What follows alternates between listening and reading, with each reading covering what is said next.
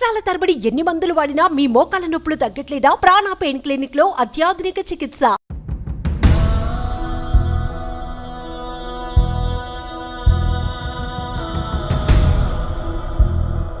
అక్కలు లేరు, చెల్లెళ్ళు లేరు, అన్నలు లేరు, తమ్ముళ్ళు లేరు, మేనమా లేరు, మేనత్త లేరు, అట్టిల్లు లేదు, పుట్టిల్లు లేదు. నా కొడుకులే నాకు దైవం అనుకున్నా.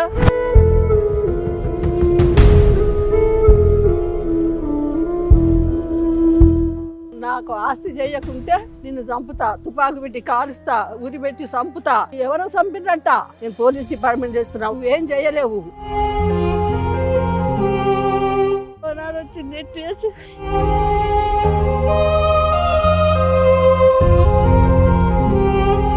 ఇద్దరు కొడుకులు వచ్చి 4 గంటల నుంచి రేత్రి 10 గంటల దాకా నన్ను ఇంట్లో బంధించి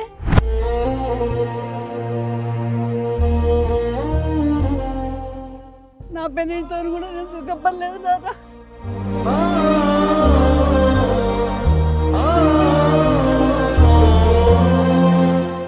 నాకు ఫైనల్గా నాయన ఇది ఒక్కటే నాకు న్యాయం చేయడానికి అంతే. నేను కోరేది ఏమి లేదు నాకు.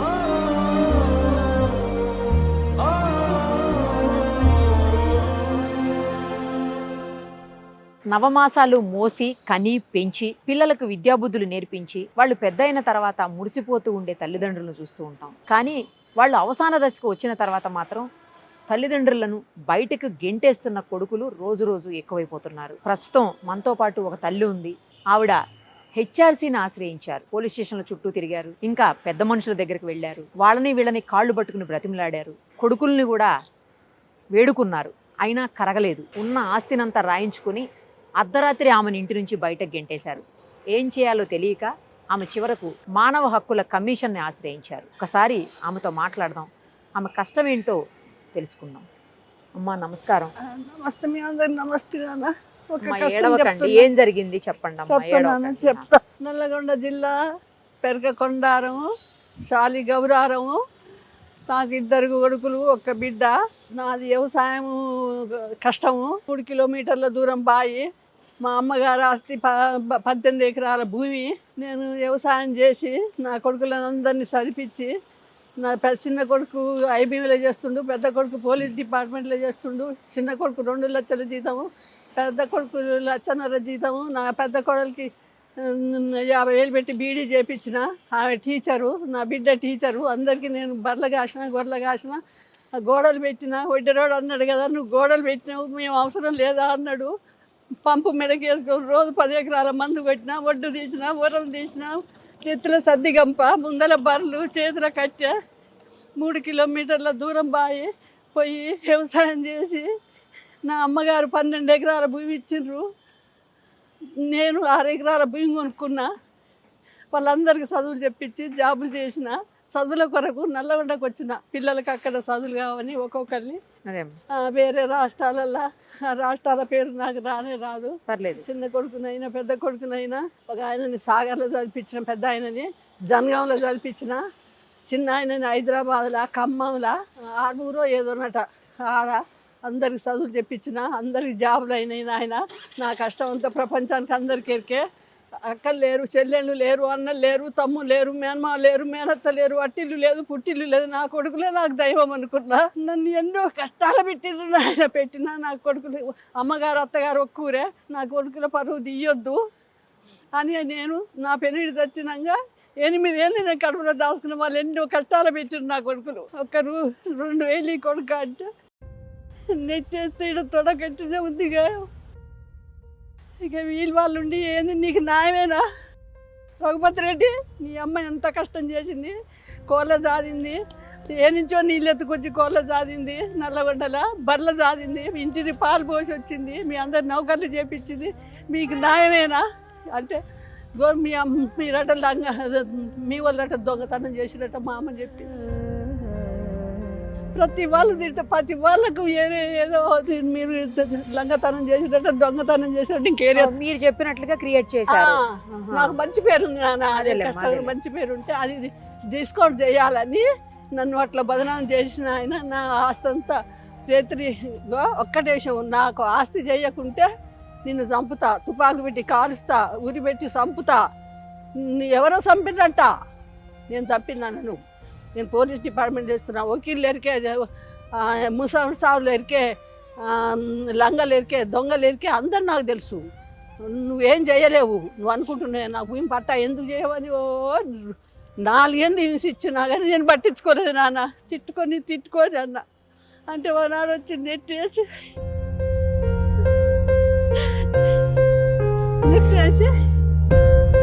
ఈసారి ఫైనల్గా చెప్తున్నా, నువ్వు నాకు పట్టా చేయి అంటే నేను ఏమనుకున్నా అంటే వామ్మ ఇళ్ళతో నీ గోలంత ఎందుకు, నేను అలిగిపోయి వాళ్ళ ఇళ్ళలో 4 ఇళ్ళలో ఉంటే, నా చుట్టాల ఇళ్ళలో ఉంటే కూడా నాకు స్థానం లేదు, అయితే చేస్తా అని నాయన దాదాపు 4 గంటలు, 2 కొడుకులు వచ్చి 4 గంటల నుంచి రేత్రి 10 గంటల దాకా నన్ను ఇంట్లో బంధించి సంతకాలు పెట్టించుకున్నారు నాయన. నాకు పానభయం ఉంది, ఇప్పుడు ఎవరికైనా పెళ్ళిళ్ళు పేరంటారు కూడా ఓట్లేను, వీడు నన్ను ఏడ చంపుతాడో అని నాకు అయ్యాల కొట్టి నెట్టేసినాడు. నాకు ఇక అదే భయం ఉన్నది, నాకు ఎవరైనా చెప్పుకోవడానికి కూడా ఎవరు లేరు అనుకొని నేను పట్టా చేసింది. ఆయన చేయంగానే ఇల్లు కూర కొట్టిండు, సరిగ్గా కౌలు పెట్టుకుంటూ. ఇక ఇల్లు ఉండేనా అమ్మ? ఆ ఇల్లు కూడా నేను కష్టపడి కట్టుకున్నా నాన్న. రాజీవ్ గాంధీ చచ్చిపోయిన ఆడపోయిన నల్గొండకు అయ్యాల ఇల్లు కట్టుకున్నాను నేను. సుతార్ని పెట్టి నేను మాల కల్పించి, అప్పుడు మట్టితోని, సిమెంట్ లేదు నాన్న, పైసలు లేవు, పెట్టి నేను రేకులు కోళ్ళపారం రేకులు అమ్ముతుంటుంటే ఆ కాలనీలో ఒకరు మేము ఒకరిని తెచ్చుకొని ఆ రేకులు వేసుకొని 2 రూములలో ఉండి కోళ్ళ జాది కోళ్ళ బోరు పడలే పడకుంటే అన్ను మిల్లు ఉన్నది, రైస్ మిల్లు ఉన్నది. ఆ రైస్ మిల్లు కాంచి నీళ్ళు మోసుకొచ్చి నా బిడ్డ నేను మోసుకొచ్చి కోళ్ళ జాది వాళ్ళని వేరే జిల్లాలలో చదువులు చెప్పించి అందరినీ డెవలప్మెంట్ చేసిన నాయన. ఇది నాకు న్యాయమైన నాయన. అంటే చంపుతా నేను. నా పెళ్ళితో కూడా నేను సుఖపడలేదు నాన్న. 10 ఏళ్ళకే పెళ్ళి అయింది నాన్న. నా కష్టం ఎవరికి రావద్దు నాయన, నన్ను ఇన్ని కష్టాలు పెట్టిర్రు నాకు నాయన. నా అమ్మగారు ఆస్తి నేను 6 ఎకరాలు కొనుక్కున్నా, నా అమ్మగారు ఇచ్చింది 12 ఎకరాలు. మొత్తం తీసుకున్నారమ్మా? మొత్తం నా సెంటు భూమి లేకుండా నా కాడ 3 ఎకరాలు రైతు బంధు వచ్చేది. ఆ రైతు బంధు కూడా 5 లక్షలు ఉంటే తీసుకుంటారు. నేను ఇయ్యనంటే చిన్నోడు అన్నారుగా, అమ్మ అన్ని ఇవ్వకుంటే నేను ఇస్తా, పిల్లగాని ఫీజు కట్టాలి అంటే ఇచ్చిన. ముందు మంచిగానే ఉండేటోళ్ళు, ఆస్తి ఇచ్చిన తర్వాత ఇట్లా అయ్యారా? ముందు మంచిగానే ఉన్నారా? బెదిరించి ఇయ్యనంటే చిన్నోడు ఇయ్యమని అంటే ఇక ఇచ్చిన. కొడుకులని ఎవరేమైనా నమ్ముతంగా. అయితే 200 గదాల ప్లాట్ పట్టా చేసిన, ఆడపిల్ల ఉందని. నా బిడ్డ చేసింది, వామ ఆడపిల్ల ఉందే ఇయ్యే అయితవాయే, తమ్మునికి పెద్ద నౌకరీ, చిన్నోనికి పెద్దోనికి పోలీస్ నౌకరీ ఇయ్యమ్మ అంటే 200 భూమి పట్టా చేస్తే అమ్ముకుంటే 40 లక్షలు వచ్చినాయి. ఇన్నవా నాయన? 40 లక్షలు పెట్టి బిడ్డ పెళ్లి చేసిండు, పిలవలే నాయన. బ్రహ్మాండంగా పెళ్లి చేసుకుంటూ నన్ను పిలవలేదు నాన్న. మనవరాల పెళ్లికి పెళ్లిలో డబ్బులు మాత్రం ఇయ్యే. డబ్బులు మాత్రం నేను ప్లాట్ ఇస్తేనే అమ్ముకొని బిడ్డ పెళ్లి చేసిండు. ఇది నాయన నాయన. ఏ తల్లి కన్నా ఇటువంటి అన్యాయం జరగొద్దు నాన్న. నేను కొడుకులు అనుకున్నా, నా కొడుకులే బలం అనుకున్నా, నాకు ఏ బలగం లేకున్నా లేదు, ఏ చుట్టాలు లేకున్నా ఏం లేదని నేను అట్లా భావించిన నాయన. నేను ఇట్లా చేస్తారనుకుంటే నేను ఇప్పటికి కూడా ఏ రైతు బాటముడి పోతుంటే కూడా సంవత్సరం ఏమన్నా భయమే ఉంది నాయన నాకు. ఇప్పుడు నా బిడ్డని నా అల్లుని మస్తు తిట్లు, ఎందుకు వాళ్ళని ఎల్లగొట్టాలని. ఫోన్లు మీరు ఎక్కడున్నారమ్మా? మీ కూతురు దగ్గర ఉంటున్నారా? ఉంటాను. ఎల్లగొట్టాలని వాళ్ళని, ఎందుకంటే ఇంక అల్లుడు పరాయంగా ఇష్టం వచ్చిన మాట్లాడితే ఎల్లగొడతాడని. ఆయన కూతురు కూసుడు నా ఫోన్ వాళ్ళే కొనిచ్చుడు, చిన్నోడు కొనిచ్చుండు. ఏది చిన్న ఫోన్ ఉంటుంది కదా నాన్న, అది డిస్కౌంట్ చేసిండ్రు.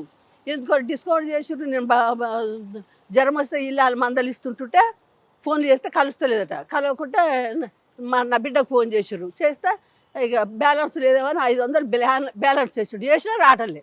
రాకుంటే అప్పుడు మళ్ళీ కంపెనీకి ఫోన్ చేస్తే గోపాల్ రెడ్డి అట ఫోన్ డిస్కౌంట్ చేసిండ్రు అన్నాడు. డిస్కనెక్ట్ చేసేసిండ్రు. నేను వాళ్ళతో మాట్లాడితే మమ్మీ ఎమ్మటే ఫోన్ చేసి మామతో మాట్లాడొద్దు, మామని ఇంటికి రానియొద్దు, మీరు మా అమ్మ ఇంటికి పోవద్దు సార్, నేను సపరేట్గా ఉన్నాను నా ఇంట్లో. అలా అందరి బిల్డింగులు కట్టించిన నల్లగొండ బానూర్లే. మీరు ఒక్కళ్ళే ఉండేవాళ్ళ? నేను ఒక్కదాన్నే రెగ్యులర్ రూమ్ ఇంకా 2-3 వేసుకున్నాం. అయితే ఇక ముసలోళ్ళు వాళ్ళు వీళ్ళు 16 ఏళ్ళ నుంచి ఇక వాళ్ళు మేము నేను ఒక్కదాన్ని కాకుండా అందరు సపోర్ట్గా ఉండేది. ఇప్పుడు ఆ ఇల్లు కూల కొట్టేసినాక మీరు కొడుకింటికి వెళ్ళారా? పెద్ద కొడుకింట్లో అంటే 3 ఏళ్ళకే వీళ్ళు నన్ను ఇబ్బంది పెడుతున్నారని 3 ఏళ్ళకే నా ఇంట్లోకి పోయినా. అటు వల్ల పెద్ద కొడుకు ఇంట్లోనే ఉన్నా. ఈడ 4 ఏళ్ళు ఉన్నా, ఆడ 4 ఏళ్ళు ఉన్నా నా పెనుడు చచ్చిపోయినాక. అయితే ఇంకా సాగల బట్టలు ఉతుకొద్దని చెప్పిండు. కాలనీలో నా ఇంటికి వస్తే మా అమ్మ ఇంటికి పోవద్దు, మీరు మా అమ్మని ఇంటికి రానియొద్దు. ఏ పాలోడన్నా ఏ పగోడన్నా ఇటువంటి ఇబ్బందులు పెడతారా బిడ్డ? అట్లా దద్దు అట్లనే ఉన్నది. విన్నవా? మంచి ఇప్పుడు ఇంట్లోకి పోతే మా కోడలు ఇంట్లో బాత్రూంలో పోక అనేది, అంటే బయట మెట్ల కింది పోయేది. ఒకనాడు నేను 11 గంటల రేత్రికి పోతుంటే ఎందుకన్నా నా పెద్ద కొడుక ఏంది అమ్మ చీకట్లో పోతున్నావు అంటే, ఏం లేదు కొడుక మూత్రాన్ని పోతున్నట్టు, అది ఇంట్లో బాత్రూమ్ పెట్టుకుని అటు పోతుంది అన్నాడు. అంటే నీ భార్య వద్దని అనలే, వాళ్ళకి పంచాయతీ అవుతుంది బాగుండదు అనుకోని, వద్దు కొడుక ముసలోళ్ళు మూత్రం పోస్తే వాసన వస్తుంది కొడుక, అందుకని నేను బయటికి పోతున్నా అన్న. అటువంటి వాళ్ళ నాయనమ్మని, నా కోడలు వాళ్ళ నాయనమ్మని 95 ఏళ్ళ ముసలమ్మని ఏడాది చదివిన. డబ్బా పెట్టిన బాత్రూమ్ బయట ఉంటే ఇంత ఎత్తు అరుగులు ఉన్నాయి పెట్టి సాధిన. విన్నావా? అలా నా అమ్మమ్మకు చెయ్యి ఇరిగితే వాళ్ళ కోడలు అమెరికాలో ఉందని మా ఎఫ్రాలు ఏడ్చింది, నా కోడలు ఏడ్చుంటుంది. అమ్మమ్మకి ఇరిగిందంటే నేను నా పెద్ద కొడుకు పోయి తీసుకొచ్చి స్నానం పోసి బట్టలన్నీ గలీజుకుంటాయన్నీ పారేసి కొత్త బట్టలు కట్టిపించి దాకానం తీసుకుపోయి బాగు చేయించి, మా కొడుకు అన్నాడుగా మీ అమ్మమ్మకి ఏమైనా స్నానం పోసిన ముడ్డి అడిగాను చెయ్యి ఇరిగింది అంటే, అన్ని అత్తమ్మని చేస్తుంది నేనేం చేస్తలేను అన్నాను. విన్నావా? వాళ్ళ చెల్లె పెళ్ళికి పోయినా, ఏది మా కోడలు వాళ్ళు 3 అక్కలు చెల్లెళ్ళు, వాళ్ళకు ఇల్లు లేదు, అడిగిన చలక లేదు, తండ్రి లేడు, తండ్రి లేని పిల్లలని నేను చేసుకున్నా. తాగుబోతాడో దట్టోడో దొరికితే కష్టమవుతుంది, నా పెద్ద కోడలికి నా పెద్ద కొడుకే బదనాం వస్తుంది, తాగుబోతోనికి తీసుకుపోయి ఇచ్చిర్రు అంటారని నా 2 కొడుకులకు 2 కోడళ్ళని చేసిన. వాళ్ళిద్దరు అక్క చెల్లెళ్ళ? సొంతం అక్కలు చెల్లెళ్ళు, తల్లి వచ్చి ఇంట్లో చేరింది. కానీ ఇక నడిపామ పెళ్ళికి పోయినా. ఇప్పుడు మిమ్మల్ని బయటికి పంపించేసింది ఎవరు? బట్టలు ఇసిరేసింది ఎవరు? పెద్ద కొడుకు పెద్ద కోళ్ళే. పెద్ద కొడుకు ఇంట్లోనే ఉన్నా. ఇప్పుడు చంపుతా నరుకుతా చేస్తా అని మొత్తం ఈ పెద్ద పోలీస్ ఆయన అందరు నాకు తెలుసు. ఇద్దరు అలాగే అంటారా? ఒకళ్ళు అంటారా అలాగా? ఆయనేమో చిన్నగా అంటాడు, ఈయనేమో రెచ్చిపోయి ఊరంతా తిరిగి డప్పు కొడతాడు. వాడు ఏమైనా ఎదురుగా మాట ఉంటేనే ఒక మాట అంటాడు. ఒకసారి చేత కాలేదు నాన్న, 4 ఏళ్ళు వాళ్ళ ఇంట్లో ఉన్నా, చేత కాకుంటే నేను పండుకుంటే ఇల్లు లేచిపోయింది. అంత చేత కాకుంటున్నావా ఇంట్లో పని చేయకుండా అని నా చిన్న కొడుకు ఆరంతం చేసిండు. కాదమ్మా, పోలీస్ స్టేషన్కి వెళ్ళి కేసు పెట్టకపోయారు ఇట్లా చేస్తున్నారని? ఒక్కసారి ఒక్కటే విషయం నాన్న, నా పెనిమిడి తోడ 5 అన్నల తమ్ముళ్ళు. నా అమ్మగారు ఊళ్ళోనే, నా అత్తగారు ఊళ్ళోనే. నా అమ్మగారు పాలోళ్ళు నా అత్తగారు పాలోళ్ళు నవ్వుతారు. నా పెనిమిటి ఏ కష్టం చేయకుండా నేను కష్టం చేసి సాధిన, నా గుట్టు బయటపడొద్దనుకోని నేను ఇన్నేళ్ళు కాపాడినాను. ఇప్పుడు నన్ను దూరం చేసిన 5 ఏళ్ళు అయింది. 5 ఏళ్ళకైనా నేను ఒక్కనాడు కూడా వాళ్ళ ఒక్క మాట అనలేదు. ఇక ఎందుకంటే ఇవాళ ఉన్న కోపం రేపు ఉండదు. రామయ్య నా బిడ్డ ఏమన్నది, నా అల్లుడు ఏమన్నాడు, ఎందుకు నువ్వు తొందరపడతావు, ఏడికి పోకు, నీకు బోకర్వా, మేము చేస్తాం, కొయ్యాలున్న కోపం రేపు ఉండదు, వాళ్ళే వస్తారులే అని అని నన్ను 5 ఏళ్ళు ఆపింది. నేను అన్నా, మీరు ఏది ఆపినా నేను ఎన్ని ఏళ్ళు ఉంటా, ఇలా మాట అంటే ఇక్కడ భూమి పెడితే అక్కడ కూర్చుంటా.